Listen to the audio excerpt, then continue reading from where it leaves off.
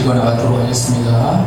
사랑하는 자들아, 우리가 이같이 말하나 너희에게는 이보다 더 좋은 것, 곧 구원에 속한 것이 있음을 확신하노라. 하나님은 불의하지 아니하사 너희 행위와 그의 이름을 위하여 나타낸 사랑으로 이미 성도를 섬긴 것과 이제도 섬기고 있는 것을 잊어버리지 아니하시느니라. 우리가 간절히 원하는 것은 너희 각 사람이 동일한 부지런함을 나타내어 끝까지 소망의 풍성함에 이르러 게으르지 아니하고 믿음과 오래 참음으로 말미암아 약속들을 기업으로 받는 자들을 본받는 자 되게 하려는 것이니라. 아멘. 자, 오늘도 제목은 똑같습니다. 단단한 음식을 먹는 장성한 자가 되자. 세 번째 말씀으로 계속해서 이런 주제로 계속해서 지금 말씀을 보고 있습니다. 우리가 이 말씀을 쭉 보고 있습니다만은 계속 삶을 살 때 기본적으로 모든 사람들이 동의하는 것이 배우는 자세를 가져야 된다는 거죠. 계속 배우는 자세를 가지고 그렇게 배우면서 살아가는 것처럼 신앙적인 면에서도 마찬가지입니다. 우리가 믿음이라고 하는 걸 통해서 이걸 기초로 믿음 생활을 하지만 계속해서 성장하기 위해서 꾸준히 노력을 하는 거예요. 기도 생활하고 말씀 생활하고 예배 이런 것들이 우리의 삶을 계속 영적으로 한 걸음씩 나아가게 하는 거예요. 영국의 최고의 명문 고등학교 중에 이튼 스쿨, 정확하게는 고등학교라고 하기보다는 중학교 고등학교 이렇게 표현을 해야 되는데 우리나라 표현으로 하면 이튼 칼리지, 이튼 스쿨이라고 이제 이렇게 얘기하는 학교가 있습니다. 이 학교는 600년 전에 1440년대에 헨리 6세가 다스릴 때 세워진 학교예요. 이 학교는 남학생만 입학이 가능합니다. 그래서 12세에서 18세까지 소년들이 약 1200명이 모두가 기숙사 생활을 합니다. 그리고 교육이 365일 연중 무휴로 이루어져요. 쉬는 날 개념이 없어요. 근데 명문 이제 그냥 잘 사는 사람들, 부유한 층들이 좀 아무래도 많죠. 여기에 들어가려면 그런 사람들이 들어가서 거기서 아이들이 공부를 하고 여기에서 지금까지 총리만, 영국 총리만 20여 명이 나왔고 많은 정치계, 문학의 중요한 인물들이 많이 배출된 그런 학교입니다. 그런데 이 학교는 기본적인 생각이 뭐냐면 자기 자신만 아는 엘리트, 훌륭한 사람이 된다 할 때 자기 자신만 아는 그런 사람을 원하지 않아요. 그렇게 기르지 않는다는 겁니다. 학교 아이들을 가르치는 교과목을 이제 개인 교수도 해요. 아이들마다 개인 교수가 붙어가지고 이렇게도 가르쳐 주는데 그 아이들 중에 아이들을 가르치는 교과목 중에 제일 중요한 과목이 체육입니다. 어학이 아니에요. 체육이에요. 그래서 하루에 꼭 한 번씩 해야 되는 게 함께 축구하는 겁니다. 그리고 공휴일이 되면 하루에 2번 꼭 해야 됩니다. 그렇게 안 하면 벌금을 내야 되고 몰매도 맞아요. 공부보다 체육을 통해서 함께하는 정신을 더 강조합니다. 한겨울에는 진흙탕에서 레슬링도 합니다. 페어플레이 정신을 기르기 위해서. 한 교장 선생님은 졸업 송별사에서 이렇게 말을 했습니다. 우리 학교는 자신이 출세를 하거나 자신만이 잘 되기를 바라는 사람은 원하지 않습니다. 주변을 위하고 사회나 나라가 어려울 때 제일 먼저 달려가 선두에 설 줄 아는 사람을 원합니다. 이게 그 학교의 정신이기 때문에. 그래서 영국의 유명한 방송 BBC 방송에서 방영을 했는데 그 사람들은 이들은 입학할 때부터 자기 자신이 나라를 이끌어갈 사람이다 라고 하는 독특한 생각을 가지고 있다. 그 아이들이 말이죠. 난 나라를 이끌어갈 사람이다 생각을 가지고 있다는 거예요. 세계 1, 2차 대전이 일어났을 때 2,000명이나 이 학교 출신들이 죽었어요. 이 학교에 헨리 6세의 동상이 있는데 그 앞에 그들의 기념비가 있습니다. 어떤 때는 이 전교생의 70%가 전쟁에 참여해서 죽기도 했다는 겁니다. 공부를 먼저 강조하지 않는 이 학교. 그런데 이 학교의 졸업생들을 보면은 거의 대부분이 대학교를 진학합니다. 특히 졸업생의 3분의 1은 유명한 그 영국의 대학 옥스퍼드, 케임브리지에 진학을 합니다. 공부를 강조하지 않고 자긍심을 갖게 하고 국가 간, 특히 사명감만을 강조하지만 학생들은 이상하게도 이것이 엄청난 학습 유발 효과를 오히려 갖게 하여 그렇게 공부를 하게 된다고 합니다. 이 학교는 이런 교훈을 전통으로 가지고 있습니다. 첫 번째, 남의 약점을 이용하지 마라. 두 번째, 비굴하지 않은 사람이 되라. 세 번째, 약자를 깔보지 마라. 네 번째, 항상 상대방을 배려하라. 다섯 번째, 잘난 체 하지 마라. 여섯 번째, 다만 공적인 일에는 용기 있게 나서라. 공부만 잘하는 사람보다 대학 진학과 취직을 위한 사람보다 포용성을 기르고 다른 사람을 배려하며 무엇보다도 인성을 중요시하는 진정한 엘리트의 산심이다 라고 하는 겁니다. 그들이 항상 마음에 세 가지를 간직하도록 교육을 하는데, 첫째는 약자를 위해, 두 번째 시민을 위해, 세 번째 나라를 위해. 약자와 시민과 나라를 항상 생각하게 하는 훌륭한 인품을 기르는데 이것이 위대한 리더를 만들어낸다는 거예요. 자, 우리가 주님을 믿어요. 믿으면서 우리도 마찬가지로 신앙 교육을 받으면서 우리가 바뀌어져야 될 게 뭐냐? 훌륭한 인품과 영성을 갖는 거예요. 영성은 하나님과의 관계성을 얘기하는 거예요. 그죠? 좋은 인품을 갖도록 노력을 해 나가야 돼요. 그리고 계속해서 좋은 영성, 하나님과의 관계성을 갖도록 노력을 해 가야 됩니다. 세상을 위하여, 하나님을 위하여 봉사하는 사람이 되어야 되는 거죠. 이것이 바로 장성한 자의 모습이기 때문입니다. 값비싼 예수님의 피로 구원을 받았습니다. 성장해 가야 합니다. 만일 우리가 믿음을 버리면 어떻게 되느냐? 이 앞전 말씀이 하나님의 진노 아래, 심판 아래 있다 라고 하는 말씀으로 경고를 하고 있습니다. 그래서 믿음은 구원의 날까지 잘 간직해 가야 돼요.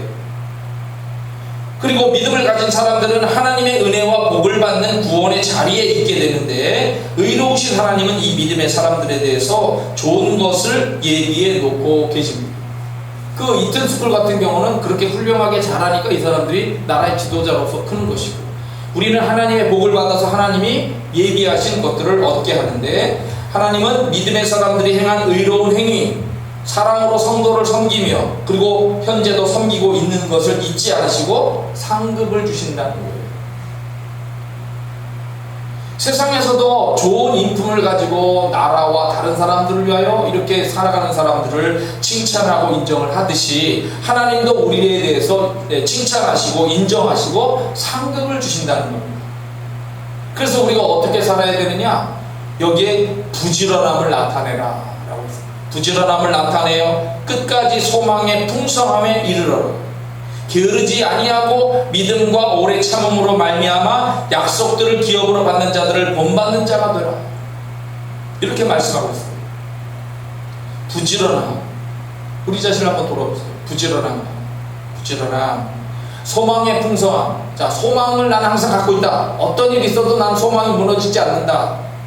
믿음, 오래 참음, 이런 것들이 우리의 신앙적인 면에서 장성한 자가 되게 하는 중요한 주제, 교훈입니다.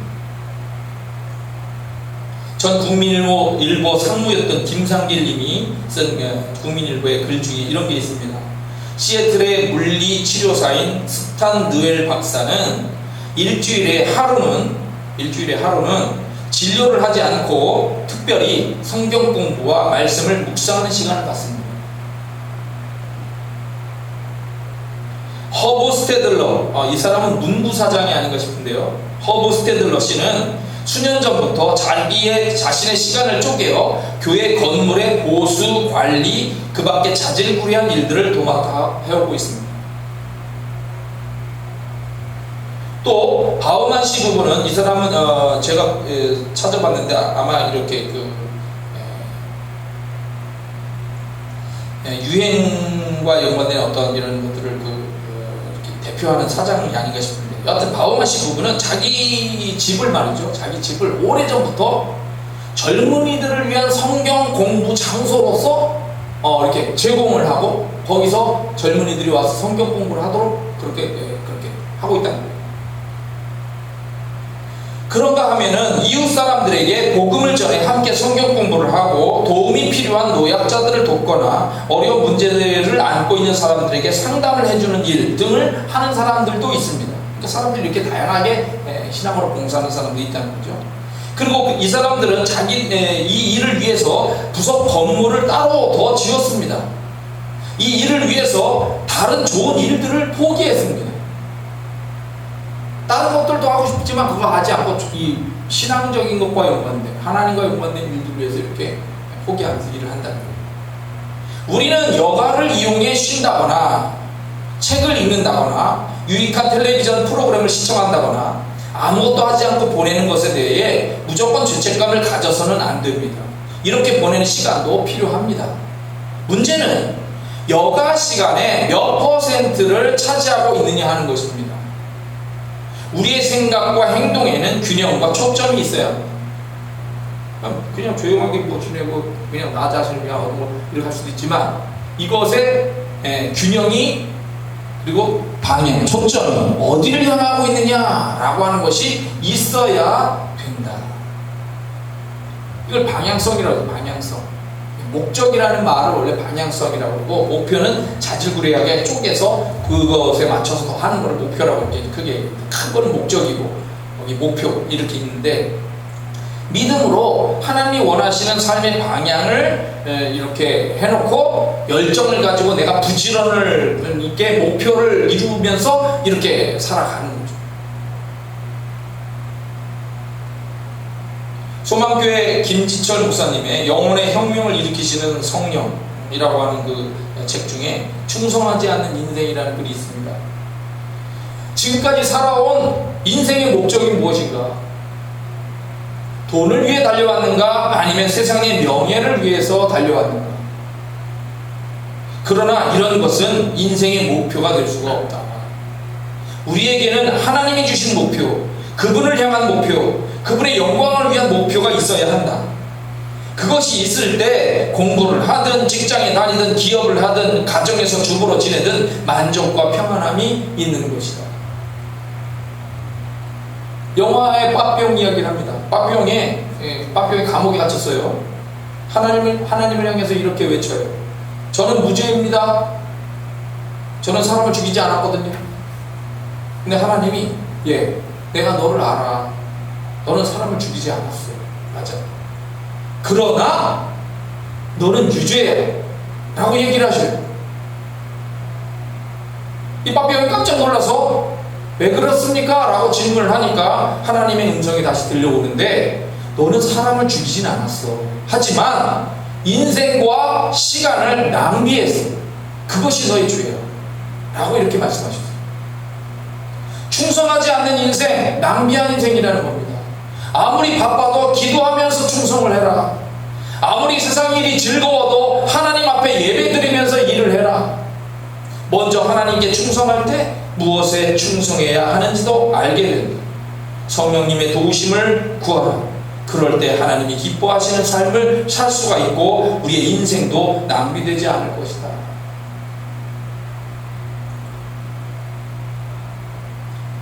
밀림의 성자로 알려진 슈바이처. 물론 슈바이처는 개인적으로 좀 이렇게 문제도 있어요. 슈바이처가 항상 좋은 일만 한 건 아니고, 나쁜 그것은 뭐냐면 이제 아프리카 가는데 그 사람을 조금 이렇게 낮게 보고 깔보는 그런 게 조금 있었어요. 그런 성격적인 그런 게 조금 있긴 했지만, 하여튼 좋은 뜻으로 간 거니까 아프리카에 가서 일생을 바치면서 원주민들을 보살피는 의사로서 헌신을 했죠. 그 고귀한 삶을 산 사람의 하나의 그 귀감이 된다, 모범이 되는 사람 중에 한 사람이니까요. 95세까지 사시다가 세상을 떠났어요. 근데 이런 말을 했습니다. 모든 병에 대한 가장 효과적인 약. 자, 모든 병에 대한 가장 효과적인 약은 뭐냐? 그가 할 일을 가지고 있다는 것이다. 할 일, 사명이 있다는 것이다. 그래서 한 번은 들에 나갔다가 사자의 공격을 받죠. 사자한테 물렸어요. 죽을 뻔한 위기를 경험하는데 그때도 이 그 고백을 한 게 그겁니다. 사명을 가진 자는 죽지 않는다는 거죠. 내가 중요한 치료약이 사명이 있느냐 없느냐, 내 마음속에 그것에 따라서 낫느냐 안 낫느냐, 내 삶이 결정된다, 이렇게 고백을 하는 거예요. 자, 마지막 얘기로는 김인강 교수의 이야기를 하겠습니다. 제가 오늘 이 말씀을 준비하면서 김인강 교수를 알게 되고 김인강 교수의 그런 삶을 보면서 감동을 받아서 오늘 아침에 찬양을 하나 만들어 놓고 올라왔습니다. 근데 어떤 분이냐? 자, 가난, 장애, 차별, 절망, 도저히 평안할 수 없는 상황과 조건, 이런 거를 경험한 분이에요. 그리고 결국은 평안을 얻은 분. 자, 이분은 김인강 교수는 어릴 때 충청도 농사군의 6남매 중에 막내 아들로 태어났습니다. 그런데 2살 때 소아마비를 앓게 됐어요. 너무 가난하다 보니까 치료 시기를 놓쳤어요. 그래서 그 후유증 때문에 안진뱅이로서 어린 시절을 살 수밖에 없었습니다. 아버지는 이 아들의 장애를 정말 부끄러워하셨어요. 술을 마시는 날이면 저런 쓸모없는 놈 제발 좀 갖다 버려라 라고 말하면서 폭력을 휘둘렀고 어머니는 눈물로 지새야 됐어요. 혼자 힘으로 설 수가 없으니까 기어다니죠. 비료 포대를 놓고 그 위에 엎드려서 한 손으로 땅을 짚고 다른 한 손으로 포대를 잡아 끌면서 이렇게 이동하면서 어릴 적에 살았어요. 이 아이의 친구는 병아리들이고 강아지밖에 없고 마당에 지천으로 피어있던 작은 꽃들이 전부였다고 합니다. 나이가 먹어가면서 어머니 등에 업혀 집에서 1시간이나 떨어진 초등학교에 입학하고자 갔지만 학교는 장애인이라는 이유로 학교를 입학하는 것을 허락하지 않았습니다. 어머니와 아들은 그날 교문 밖에서 한없이 울었습니다. 아들을 등에 업고 오는 길, 슬픈 마음으로 어머니는 아들의 꽁꽁 언 발을 만지면서 아가야 춥지? 라고 따뜻하게 물었어요. 그런데 희한한 것은 그 아가야 춥지? 라고 하는 그 어머니의 말이 어떤 말보다도 이 아이의 김인강의 마음속에 값지고 힘이 나게 하는 말이었습니다. 세상의 힘든 일들이 비수처럼 다가와 꽂힐 때에도 기억나게 하는 말이었다라고 고백을 합니다. 그리고 이 말은 어두운 가운데 생명과 빛으로 오신 예수님께서 하신 말씀과 같았다라고 말합니다. 그날 이후로 그 어릴 적에 비참하게 괴롭게 안타깝게 눈물로 지새던 이 아들의 마음속에 평안이 찾아오기 시작을 합니다. 어떤 절망 속에서도 희망의 끈을 놓지 않게 이렇게 되었습니다. 11살 때 집을 떠나서 재활원에 들어가게 됩니다. 그리고 그 소아마비로 굳은 그 다리를 펴서 보조 기를 끼우고 목발을 짚으며 걷는 방법을 2년 동안이나 배웠어요. 걷기 시작을 하는 거예요. 드디어 보조기를 끼우고. 그리고 공부를 하는데 얼마나 열심히 공부를 했는지 늘 1등만 하기 시작을 합니다. 선생님이 추천을 해주셔서 대전에 있는 중학교에 가게 되었고요. 고등학교 입학 연합고사에서 만점을 받아가지고 장학금을 받았고 충남고등학교에 배정되어 들어가게 됐습니다. TV가 크게 틀어져 있는 방 한 구석에서 밥상을 놓고 열악한 환경에서 공부를 열심히 했습니다. 그리고 놀랍게도 서울대학교 수학과를 입학을 했습니다. 놀랍지 않습니까? 그리고 더 놀라운 거는 미국으로 건너가서 미국 캘리포니아의 중요한 명문인 버클리대, 버클리 음대는 또 유명하죠. 버클리 음대. 그 버클리 대학에 가서 공부를 해서 박사학위까지 받았네요. 헐. 한국에 돌아와서 지식인들이 모여있다는 카이스트에 그리고 서울대에 교수를 지내기 시작합니다. 그리고 현재는 고등과학원이라고 하는 키아스, KIAS, 키아스 고등과학원의 교수로서 지금 활동하고 있는 분입니다. 2007년도에 40세 이하의 과학자에게 주는 젊은 과학자상도 받았어요. 인생을 기쁜 공식으로 풀어낸 김인강 교수입니다. 이분이 얘기하는 이 수학자로서 얘기하는 것들은 우리가 이해하기도 어려워요. 3차원 다양체의 위상수학, 기하학 분야, 여기에 세계적인 수학자로 지금 명성이 높은 분입니다. 이분이 책을 냈는데 기쁨 공식이라는 책입니다. 소외받는 이들에게 새로운 희망과 용기를 주는 기쁨 공식 자전 에세이인데 이걸 냈어요. 이 책에서 장애를 딛고 촉망받는 과학자로 성장하기까지 지나온 자기의 삶을 진솔하게 고백을 합니다. 나는 남들보다 조금 느렸다. 나는 남들보다 조금 불편하게 살았어. 하지만 마음만큼은 누구보다도 행복하다라고 자부심을 갖고 있습니다. 그러면 진정으로 행복해질 수 있는 공식이 뭐냐? 내가 느낀 인생에 주위의 온갖 냉대와 차별 속에서도 장애를 이겨낼 수 있었던 신앙의 힘이었다 라고 말합니다. 하나님이 나를 위해서 마련해 둔 계획은 달랐다 라고 고백을 하는 겁니다. 고통스러운 육신 안에서 수학을 전공하면서 그곳에서 만난 하나님과 그분 안에서 발견한 기쁜 공식에 대해서 말하고 있는 거예요. 그의 책의 제목 중에 하나가, 내용 중에 하나가 불완전한 자를 쓰시는 하나님이라는 거예요. 불완전한 자를 쓰시는 하나님.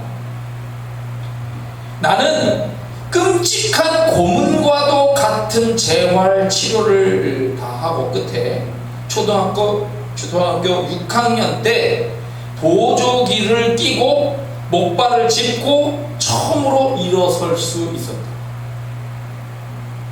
대학교 3학년 초에 목발을 짚고 무거운 가방을 맨 채 너무 많이 걷다 보니 갈비뼈와 폐가 부딪혀서 폐에 큰 구멍이 났다.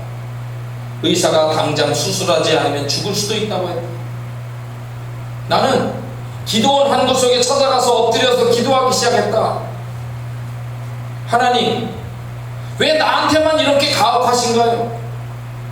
항상 아프기만 하고 아무 쓸모없는 나를 데려가 주세요.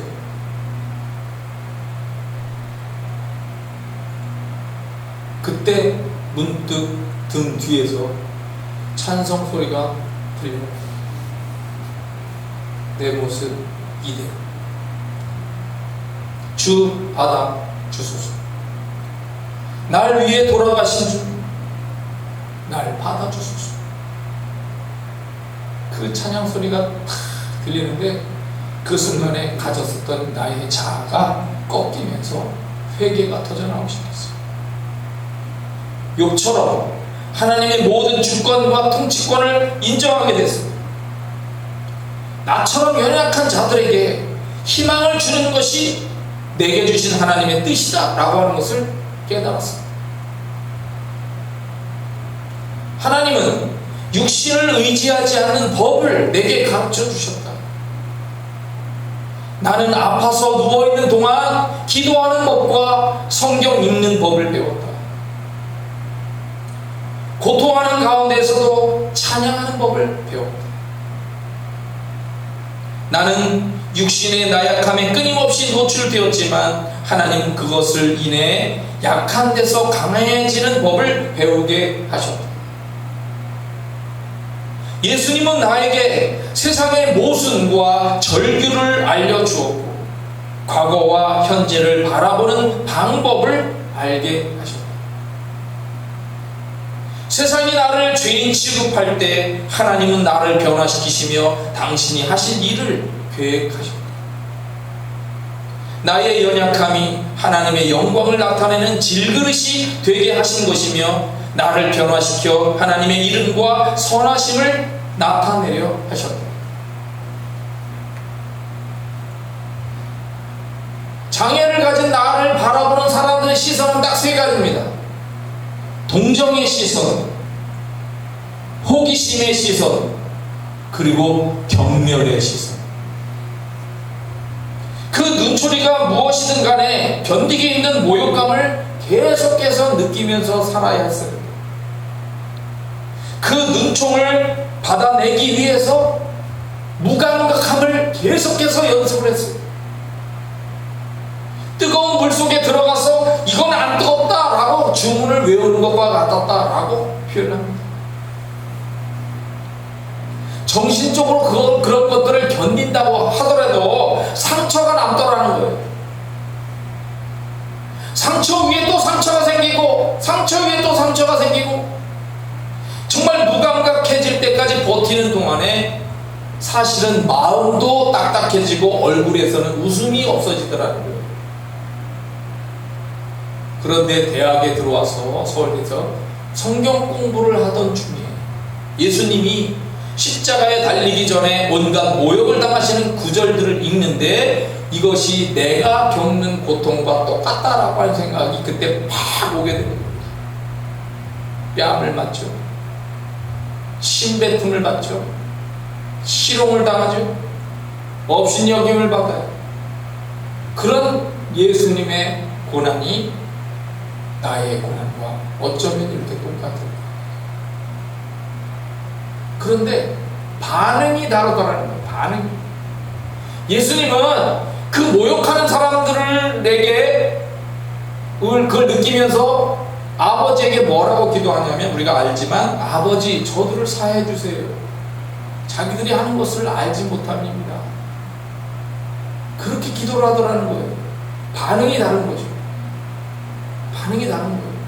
나는 그런 고통을 받으면서 김인강 교수는 고난을 받으면서 상처를 이겨내려고 하더라도 이 안에 그 울분과 분노 막 이런 게 계속 쌓이다 보니까 웃음이 없고 짜증이 나고 막 이런 것들만 있었는데 예수님을 보니까 반응이 다르더라는 거예요. 그래서 그것이 자기의 가슴을 찢으면서 치는 거죠. 치면서 이게 완전한 용서, 완전한 사랑의 길로 가야 되는 것이구나 라고 하는 것을 깨달으면서 자기가 어릴 때부터 저 자식 갖다 버려! 라고 하던 나에게 상처를 줬던 그 아버지를 용서할 마음이 생긴 것이다.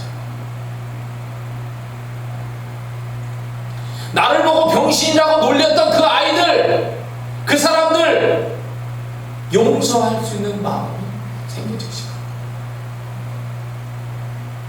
그리고 나니까 뭐가 나와요? 마음에 평안이 오고 웃음이 나오고 기쁨이 생겨지기 시작합니다. 저는 이 말씀을 준비하면서 이 김인강 교수를 보면서 그래, 삶은 이렇게 살아봐야 되는 것이구나 라고 하는 믿음의 도전을 느꼈기 때문에 여러분에게 이분의 삶을 소개를 하는 것입니다. 어려움이 있어도 우리는 정말 그렇게 살아야 돼요. 그렇게 이겨가야 돼요. 그리고 어떠한 모습으로 태어났든지 하나님의 뜻이 있습니다. 하나님의 예비하신 복이 있습니다.